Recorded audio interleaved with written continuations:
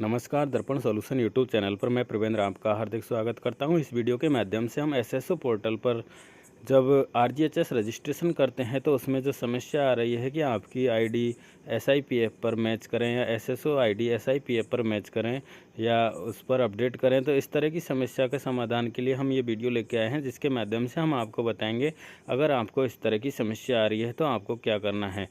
तो इसके लिए मैं यहाँ पर एक पीडीएफ डाउनलोड कर रहा हूं जो कि आरजीएचएस पोर्टल पर एफएक्यू सेक्शन के अंदर दी गई है। ये प्रोसेस आपको हमने चैनलों के माध्यम से भी पहुंचा दी है और अब ये वीडियो आपको उपलब्ध कराया जा रहा है, जिसमें आपको हम पूरी प्रोसेस बताएंगे किस तरह से आप आरजीएचएस पर रजिस्ट्रेशन करने से पहले ये स्टेप अपनाएंगे, जिससे कि आपका आसानी से आरजीएचएस पोर्टल पर रजिस्ट्रेशन हो जाएगा। तो यहाँ पर सबसे पहले बताया गया है SSO ID mapping with employee ID and SSO ID mapping with SIPF portal. तो इस तरह की जब समस्या अगर किसी भी कार्मिक के रजिस्ट्रेशन करते समय आ रही है तो उनके लिए ये स्टेप फॉलो करना ज़रूरी है और इन स्टेपों को फॉलो करने के बाद में आपका रजिस्ट्रेशन आरजीएचएस पोर्टल पर आसानी से हो जाएगा। आप यहाँ पर देख लीजिए, SSO ID mapping with employee ID, इस तरह की एरर अगर आपको शो हो रही है, या फिर SSO ID mapping on SIPF portal, इस तरह की एरर आपको वहाँ पर दिखाई दे रही है, तो आपको क्या करना है। तो सबसे पहले आप अपने एसएसओ लॉगिन क्या पोर्टल ओपन करेंगे। आप गूगल पर एसएसओ सर्च करेंगे और यहाँ पर sso.rajasthan.gov.in जो यूआरएल है उस पर आप जाकर अपनी लॉगिन आईडी यानी अपनी कर्मचारी आईडी और अपने पासवर्ड से लॉगिन करेंगे। यहाँ पर आपको दिखाया गया है लॉगिन पर जाना है। लॉगिन में कर्मचारी आईडी आपको डालनी है और उसके नीचे हमें पासवर्ड डालना है। पासवर्ड के बाद में हमें कैप्चा पूछा जाता है, हम कैप्चा डालेंगे और कैप्चा के बाद में आप लॉगिन बटन पर क्लिक करेंगे। इस तरह से लॉगिन बटन पर हम क्लिक करेंगे, हमारा एसएसओ ओपन हो जाएगा और एसएसओ ओपन हो गया, उसमें हमें बहुत सारे ऐप दिखाई देंगे। उन जो एप्लीकेशन है उनमें से हमें एसआईपीएफ पोर्टल को ओपन करना है। यहाँ पर आपको स्टेप 2 दिखाई गई है, post login user will be able to see application on SSO page. तो हमें एसएसओ पेज पर हमारे एप्लीकेशन दिखाई देंगी, उनमें से हमें एसआईपीएफ एप्लीकेशन पर क्लिक करना है, जैसे कि आपको स्क्रीन पर दिखाया गया है। एसआईपीएफ जो हमारा ऐप है या एप्लीकेशन है उस पर हमें क्लिक करना है। क्लिक करने के बाद में हमारा एसआईपीएफ इस तरह से ओपन हो जाएगा। अगर नए कार्मिक इस तरह से ओपन कर रहे हैं तो वहाँ पर उनके यूज़र आईडी और पासवर्ड भी मांगा जा सकता है। तो यूज़र आईडी में अपना आरजेएजे वाली आईडी डालें, कर्मचारी आईडी, और अगर पासवर्ड आप उसमें पासवर्ड हमें डालना है डेट ऑफ बर्थ लगातार डालना है। हमें सबसे पहले डेट डालनी है, फिर महीना और फिर ईयर। इस तरह से हमें लगातार DD बाई इस तरह से हमें डालना है और डालने के बाद में सबमिट पर क्लिक करेंगे। सबमिट पर क्लिक करने के बाद में हमारा ये एसआईपीएफ का पोर्टल ओपन हो जाएगा। अगर पुराने कार्मिक हैं तो वहाँ पर कुछ करने की ज़रूरत नहीं है, हमारा ये पोर्टल ओपन हो जाएगा। ओपन होने के बाद में आप इसको 1 मिनट के लिए ओपन कीजिए और उसके बाद में आप यहाँ से लॉग आउट हो जाइए। इस तरह से यहाँ पूरी प्रोसेस आप कर लेंगे। इस प्रोसेस को करने के बाद में आप यहाँ पर देख रहे हैं एसआईपीएफ पोर्टल पर हम पहुँच गए हैं और यहाँ पर हमें थोड़ी देर के बाद में इसको लॉग आउट कर लेना है, user to log out of the application, यानी कि अब हमें इस एप्लीकेशन से लॉग आउट होना है। वापस से हमें हमारी एसएसओ आईडी ओपन करनी है और अब हम आरजीएचएस पोर्टल पर जाएंगे और वहाँ पर हम अपना रजिस्ट्रेशन करेंगे। अब हमारे एसएसओ आईडी जो है वो मैप हो चुकी है हमारी एम्प्लॉय आईडी से। अब हमें इस तरह की एरर शो नहीं होगी।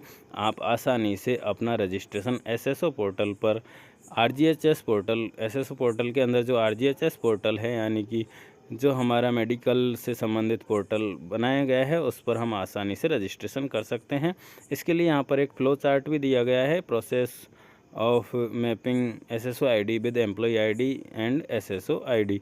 यहाँ पर ये दे रखा है कर्मचारी आईडी और एसआईपीएफ आईडी से हम किस तरह से मैपिंग करेंगे। तो सबसे पहले हमें एसएसओ आईडी से हमारी से लॉगिन करना है, जिसमें हमारी आईडी कर्मचारी आईडी होती है और पासवर्ड हमारे जो होते हैं उनके माध्यम से लॉगिन करना है। फिर एसआईपीएफ एप्लीकेशन ओपन करना है, उसको देखना है खुल गया है हमारा पोर्टल, वहाँ से हम लॉग आउट होंगे। लॉग आउट होने के बाद में वापस से हम लॉगिन करेंगे और लॉगिन करने के बाद में हमारी जो ये 2 परेशानी थी, एक SSO ID map with employee ID और SSO ID update on SIPF portal, इस तरह की जो एरर हमारे आ रही थी वो एरर हमारी दूर हो जाएंगी और हम आसानी से अपना रजिस्ट्रेशन RGHS पोर्टल पर कर सकेंगे।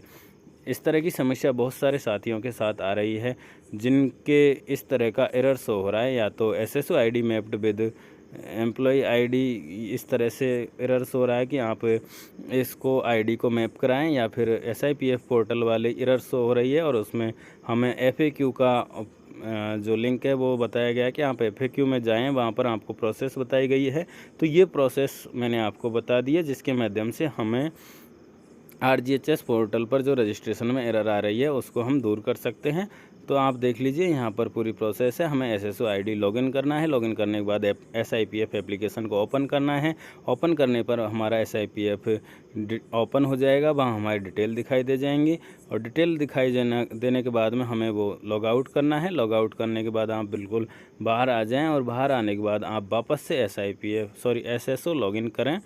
आप वापस से SSO लॉगिन करेंगे और आप सीधे RGHS पोर्टल पर जाएं, और RGHS पोर्टल पर जाकर आप अपना रजिस्ट्रेशन जन आधार से कर सकते हैं। आपका जन आधार नंबर डालें, फिर आगे आप जब एम्प्लॉय ID मैपिंग कराएंगे तो वहां पर आपको इस तरह की एरर नहीं आएगी, और आपका कार्य जो है रजिस्ट्रेशन का RGHS पोर्टल पर वो आसानी से हो जाएगा। तो इस तरह से ये पूरी प्रोसेस आपको समझाई गई है।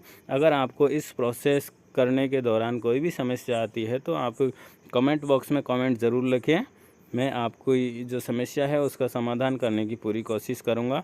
अब इस चीज़ को हम वीडियो के माध्यम से भी देख लेते हैं, हमें किस तरह से ये प्रोसेस करनी है। अगर आपने की है, आपको नहीं हो रहा है, तो आप एक बार वीडियो देख लीजिए। इस तरह की प्रोसेस आज दिन भर हमने की है, उसमें कई तकनीकी समस्या की वजह से नहीं हो रहा था, लेकिन अभी ये वर्किंग है और प्रॉपरली कार्य कर रहा है। तो सबसे पहले हम चलेंगे SSO, हम सर्च करेंगे गूगल पर, और SSO सर्च करने पर हमारा SSO.rajasthan.gov.in का होम पेज ओपन हो गया है। यहाँ पर हम अपनी कर्मचारी ID भरेंगे। कर्मचारी ID के बाद में हम अपना पासवर्ड भरेंगे। पासवर्ड के बाद में कैप्चा भरेंगे। कैप्चा भरने के बाद लॉगिन बटन पर हम क्लिक करेंगे। जैसे ही हम लॉगिन क्लिक करेंगे, हमारे सामने बहुत सारे ऐप दिखाई देंगे। हमारा SSO ओपन हो रहा है, इसमें हमें अब एप्लीकेशन दिखाई देंगी, बहुत सारी एप्लीकेशन हमें दिखाई देंगी, और इनमें से अब हमें सेलेक्ट करना है SIPF। हम यहाँ पर नीचे जाकर स्टेट इंश्योरेंस वाला पोर्टल देखेंगे। यहाँ पर आपको दिखाई देगा state insurance and provident fund का जो पोर्टल है, इस पर हमें जाना है। इस पर क्लिक किया। क्लिक करने के बाद में सेंड एनीवे पर हम क्लिक करेंगे। सेंड एनीवे पर क्लिक करने के बाद में हमारे सामने हमारा SIPF पोर्टल ओपन हो जाएगा।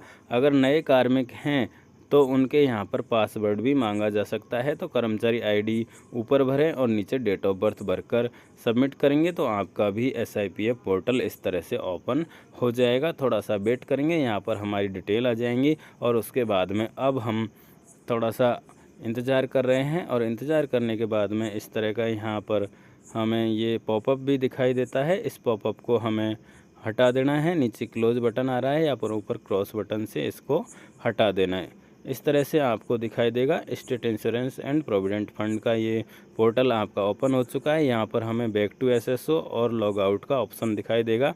हम यहाँ से लॉग आउट हो जाते हैं। आप भी इस तरह से लॉग आउट हो जाएंगे, और लॉग आउट होने के बाद में आप वापस से इसको RGHS पोर्टल SSO पोर्टल पर लॉगिन करेंगे। लॉगिन करने के बाद में फिर से हमें इस तरह की विंडो दिखाई देगी, और अब हमें जाना है RGHS पोर्टल पर।